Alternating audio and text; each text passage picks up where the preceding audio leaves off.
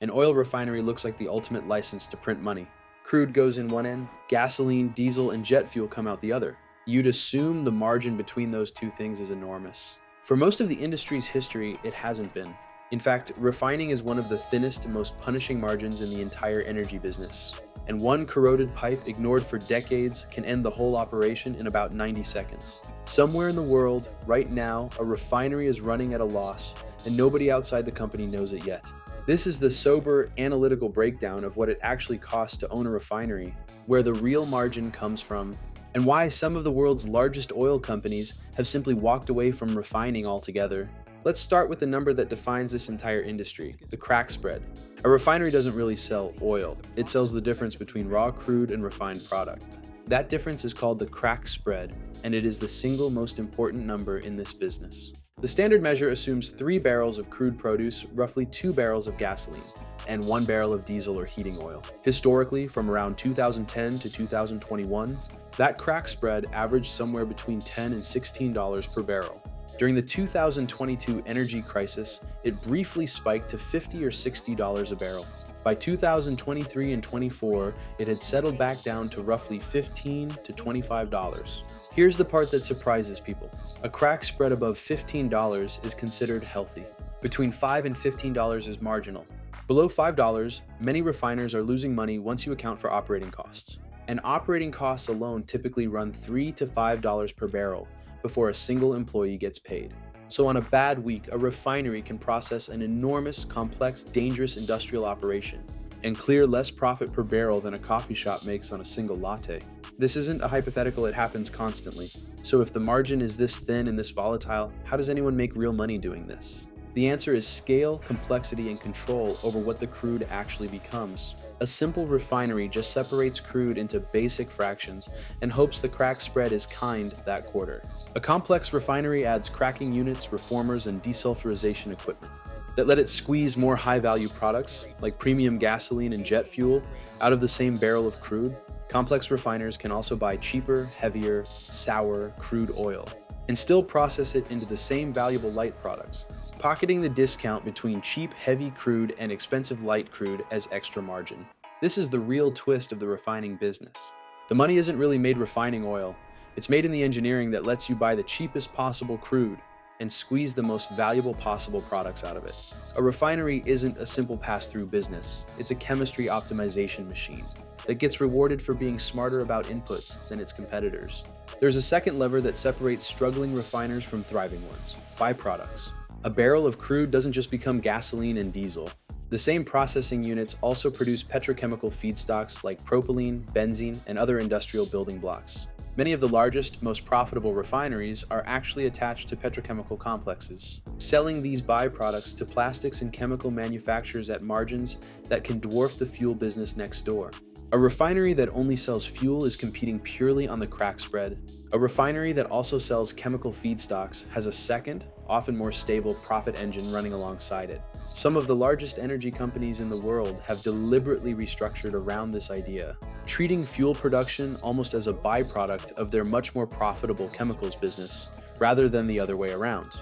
Let's talk about what it actually costs to build one of these things. A small, simple refinery processing around 10 to 30,000 barrels a day can cost somewhere between $300 million and $1 billion to build.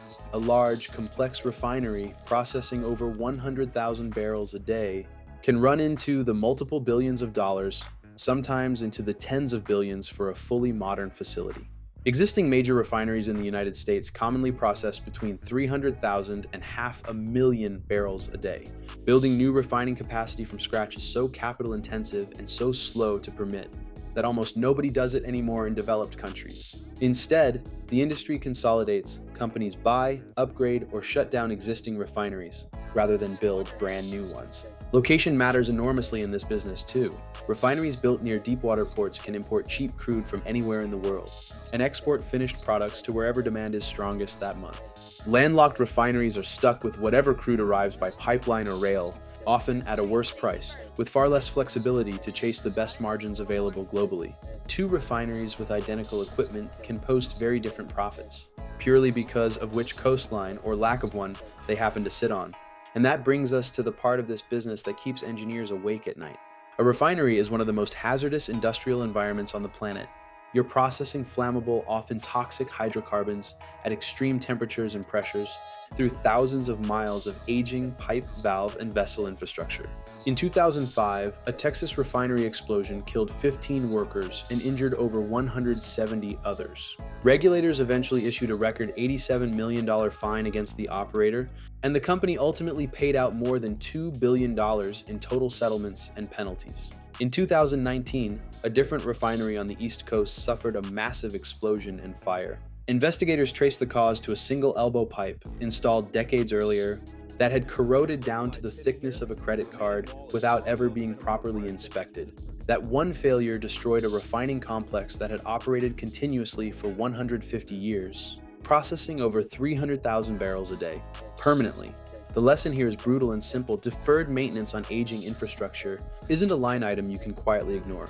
It's a countdown clock. One overlooked pipe, sitting quietly for decades, can erase a century and a half of operating history in minutes. There's a quieter cost that follows every refinery around: insurance and community liability. Because the potential for catastrophic loss is so severe, refineries carry enormous specialized insurance policies covering property damage, business interruption, and third-party injury claims from surrounding communities. Many refineries also sit inside or beside residential neighborhoods, which means any accident carries not just a repair bill, but years of lawsuits, regulatory scrutiny, and reputational damage. Some older refineries have had to permanently shut down specific units rather than pay for the modern safety upgrades regulators demanded. Insurers themselves have grown warier over time, sometimes demanding independent safety audits before they'll even quote a policy for an aging facility. Beyond the catastrophic risk, there's a slower, structural risk facing this entire industry. Weak refining margins have already forced some refiners to shut down otherwise viable plants. New, enormous refineries built abroad in the Middle East, in Africa, and Asia have added huge amounts of fresh capacity to the global market, which puts sustained pressure on margins for older refineries everywhere else. At the same time, rising adoption of electric vehicles and biofuels is slowly eating into long-term demand for the very products refineries exist to make. None of this is likely to collapse the industry overnight. Refining will remain essential for decades. But it does mean today's healthy crack spread can quietly erode over the coming years. And refiners who don't stay efficient will be the first ones squeezed out. History backs this up. Several refineries in developed markets have already closed permanently in just the last few years. Not because of a single accident, but simply because the long-term math stopped working for their owners. Let's put some real numbers to this, using a mid-sized, moderately complex refinery as our example. Say this refinery processes 200,000 barrels of crude per day. At a healthy crack spread of $20 per barrel, that's $4 million a day in gross refining margin. Over a full year, that's a gross margin of roughly $1.46 billion. Now subtract operating costs. At $4 per barrel, that's $800,000 a day, or about $292 million a year. That leaves a rough annual operating profit before financing and capital costs of around $1.17 billion. That sounds enormous, and in a good year it is. Now let's run the same refinery through a bad year. Say the crack spread compresses to $8 a barrel, a genuinely difficult but realistic environment. Gross margin drops to $1.6 million a day, or about $584 million a year. Subtract that same $292 million in operating costs, and annual operating profit collapses to around $292 million, a 75% decline in profitability without a single physical thing about the refinery changing. The crude coming in and the products going out are identical. The only thing that moved was the market's crack spread, and it cut this business's profits by 3/4. That volatility, multiplied across a business that costs billions of dollars to build and can end in a single catastrophic afternoon, is the real story of owning an oil refinery.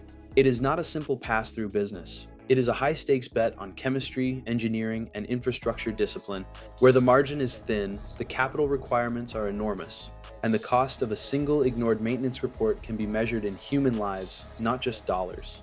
If you found this breakdown useful, subscribe for more deep dives into the economics of industries most people never think to question.